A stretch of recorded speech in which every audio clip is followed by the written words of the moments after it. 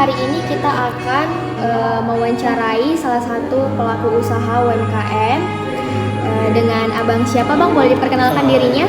Rivaldi Eranda Sitepu. Untuk di sini posisi abang sebagai apa? Untuk posisi di sini sebagai manajer operasional, sekaligus juga barista juga di Sasada. Oke bang.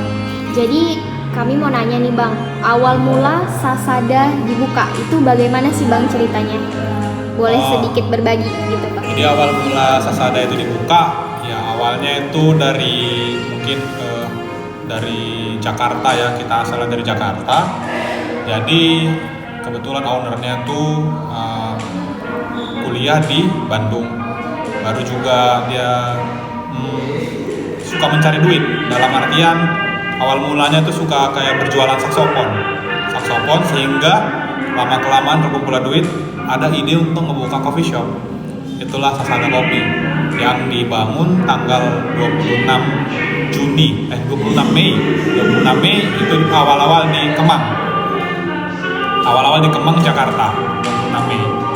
Nah setelah itu berjalannya waktu, karena Sasada saat itu masih terbilang coffee shop yang masih belum settle ya, maksudnya belum mengerti tentang kopi ya.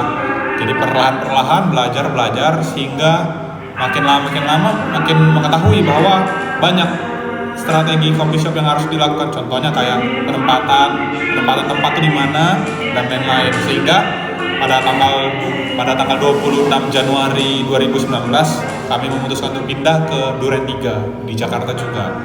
Jadi setelah itu karena udah terkumpul juga dana untuk membuka cabang baru, kami bukalah cabang di Medan. Itu tepatnya di Jalan Bunga Soka.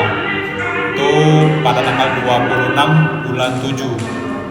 Pokoknya semua tanggal 26 karena memang bos kami suka tanggal 26. Oh gitu ya bang. Berarti untuk di Medan ekspansi usahanya hanya di cabang Asoka atau ada cabang lain bang?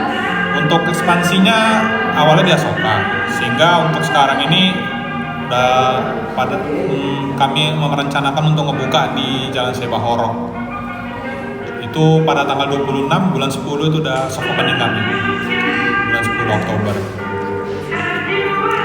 Jadi bang, apa sih arti Sasada itu? Arti Sasada itu kami ambil dari bahasa Batak yang artinya satu-satunya.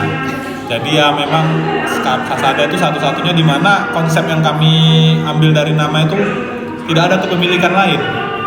Ownernya itu hanya satu. Jadi kayak coffee shop lain tuh lebih ngambil ke 2 owner, 3 owner, 4 owner dan lain-lain. Kalau kita enggak sih, kita cuma satu owner, makanya Sasada satu-satunya dan hanya satu Sasada. Gak ada Sasada lain namanya. Tapi suatu saat untuk kedepannya memang target kami pengen membuka resort, Sasada Resort. Karena itu pasti tetap perlu investor bahasanya.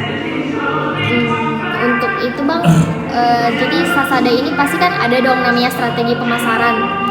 Strategi pemasaran yang digunakan untuk coffee shop ini tuh apa? Strategi pemasaran yang kami gunakan itu yang awalnya mungkin dari sosmed ya, kami lebih ke share produk kami, karena kami mengunggulkan produk di dalam Sasada. Itu produk unggulan kami itu ada kopi Arang. Nah, jadi itulah yang kami unggulkan. Daripada untuk coffee shop lain, dia memiliki strategi marketing itu lebih ke, karena banyak ownernya, mereka mempunyai banyak relasi, di mana mereka menggunakan relasi pertemanan untuk nge-share ke khalayak luas. Namun kami hanya lebih mengandalkan produk kami tanpa harus menggunakan relasi. Jadi ya memang tapi pasti banyak pelanggan tetap yang berdatangan begitu. Lalu bang, tadi kan udah ke strategi pemasaran. Jadi pasti ada dong namanya target pemasarannya. Untuk coffee shop ini sendiri target pemasarannya itu di bidang mana maksudnya? Target pemasaran untuk customer kami itu lebih ke pekerja kantoran ya, dimana harapan dari owner kami sendiri suatu saat nanti Sasada itu bakal diisi oleh orang-orang kantoran atau orang-orang yang kayak mahasiswa yang ingin mengerjakan tugas, yang dimana mereka ngebawa laptop ke sini untuk ngerjain pagi-pagi hari, karena juga kami buka jam 6 pagi sampai jam 10 malam. Nah, jadi target kami kayak orang yang mau kerja itu, tapi memang dalam masa pandemi ini kan lebih ke WFH ya. Nah, jadi mungkin mereka perlu tempat ya, itulah target kami. Dan mungkin lebih ke anak muda dan keluarga gitu sih rata-rata. Lebih ke situ. Lalu bang, kalau misalnya Sasada ini kan lebih ke coffee shop, pasti ada dong namanya menu favorit. Menu favorit ini tuh apa?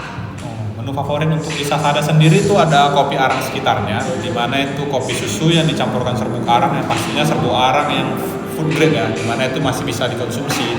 Karena banyak orang berpikir kalau arang itu nggak bisa dikonsumsi dong, beracun. Enggak, kita menggunakan food grade. Jadi rasa itu lebih dominan manis, kopinya nggak terlalu strong, jadi bisa untuk semua umur, kayak lebih wanita kayak yang nggak suka kopi bisa minum kopi arang juga, atau anak-anak pun bisa minum kopi arang sih.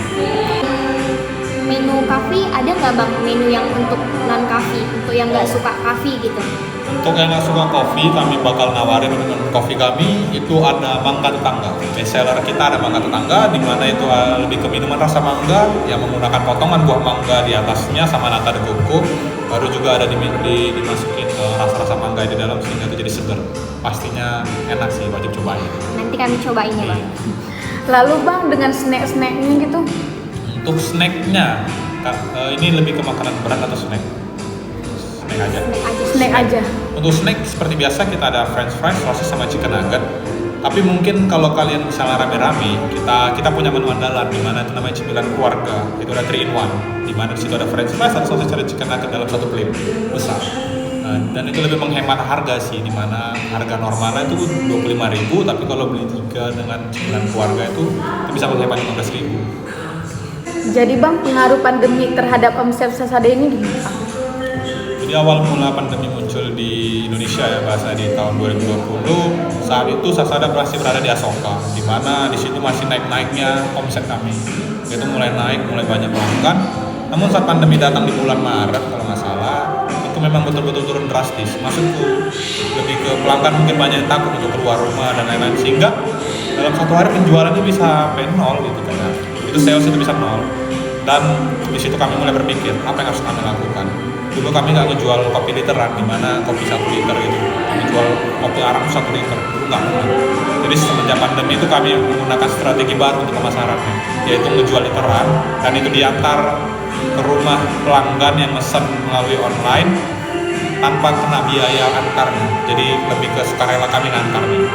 Itulah strategi marketing kami saat COVID, dan memang perlahan tapi pasti kami tetap bertahan ya, walaupun kayak omsetnya memang kalau misalnya 1 juta awalnya sebelumnya ya sekarang jadi saat itu jadi 100.000, 200.000. Kami tetap bertahan sih, karena memang di saat itu semua coffee shop dan semua tempat itu harus bertahan, bukan mencari keuntungan. Ya begitu. Jadi bang, dengan metode pembayarannya gimana? Untuk metode pembayaran di Sasada sendiri kita punya cash sama tunai dan non tunainya. Dimana kalau tunai kita menggunakan uang kayak biasa ya, uang yang resmi. Untuk non tunainya kita ada pembayaran menggunakan debit, di mana ada BCA, BRI, dan mungkin lain-lainnya juga bisa dimasukin sih, karena kami juga di situ nggak kami kenakan potongan sama pelanggan. Lebih ke untuk potongan-potongan karena pembayaran dari kartu lain itu kami yang nanggung. Baru untuk yang lainnya ada OVO, di mana OVO kami menerima OVO namun menggunakan barcode scan. Kalau misalnya kalian mau pakai Shopee, mau pakai Dana dan lain-lain, untuk nge-scan ke OVO-nya bisa gitu, tetap bisa tanpa harus dikenakan biaya lagi, karena itu kami yang nanggung biayanya. Gitu. Jadi kan ini orang abang salah satu UMKM bang.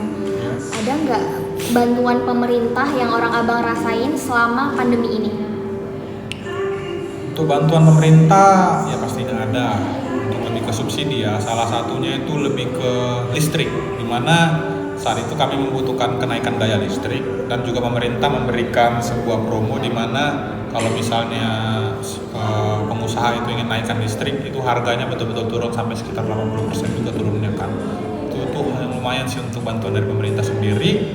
Dan juga lebih ke ada vaksinasi ke tempat ini juga ditawarin oleh Dinas Pariwisata setempat.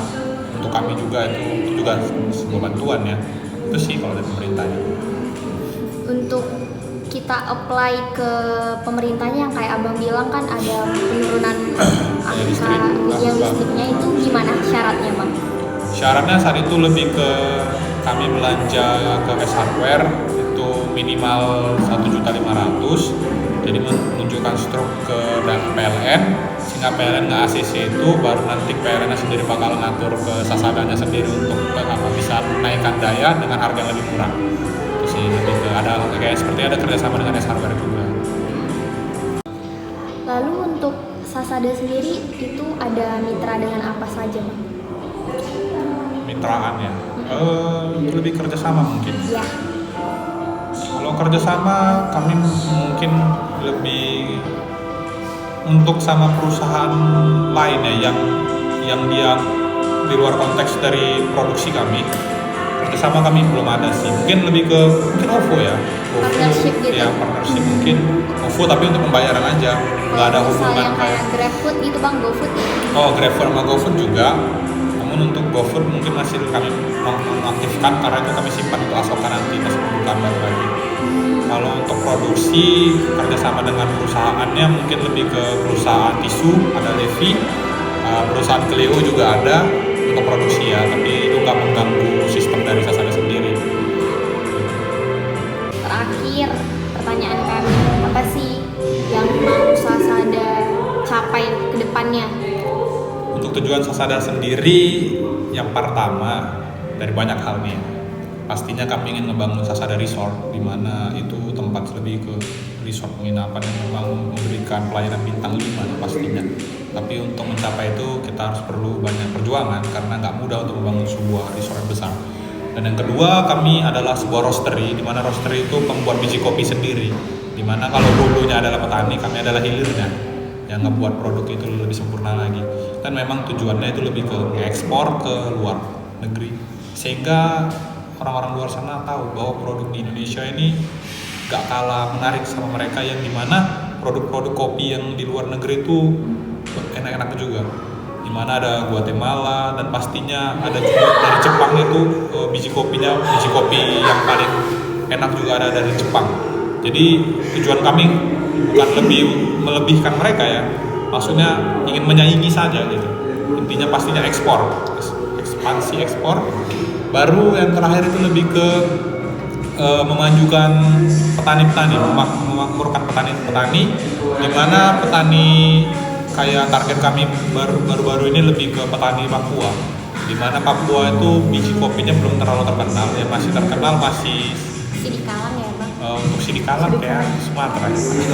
Oh yang di luar Sumatera? Nah, yang di luar Sumatera di Papua gitu. Jadi kopi Papua tuh ada yang enak tuh kayak kopi Wamena namanya.